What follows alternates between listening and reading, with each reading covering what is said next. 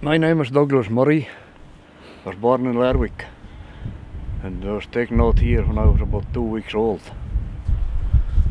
We moved into where we are now at the end of the road in 1944. Jack Ratter was born in the house that we stayed in up past here. He was a famous photographer.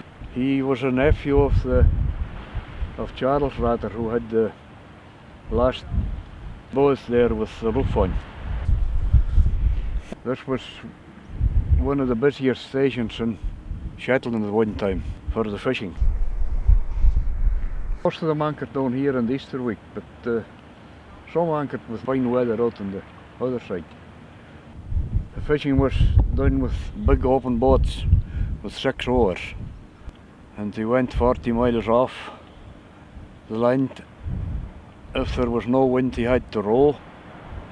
Then there was 7 miles of lines to be set and hauled again, and then 40 miles back the way to fish with they called the bismer. It was a long piece of iron with a weight on one end and a tub on the other to fish. They were washed, they were laid on a table, and a knife was run down along what we call the rug. It's the backbone of the fish, so that they were flat. And they were put into salt for a day or two and then laid out on the stones to dry. The boat's crew, that would have been 7.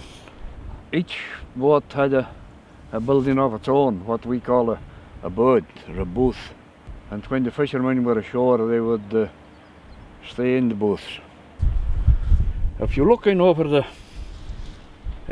end of the wall in here in this house, you'll see where they had their bed. There were stones raised up from the floor, and then there was heather on the top of the stones, and then straw on the top of that. There were what we call presses, cupboards for holding their gear. You open the door and put in quickly what you're putting in and shut it quick again.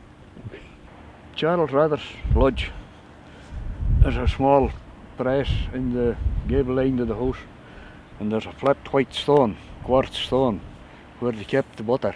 You can lay your hand on the white stone and it's fairly cold, and if you lay them on one of the ordinary ones, it's a lot warmer. And that's about it.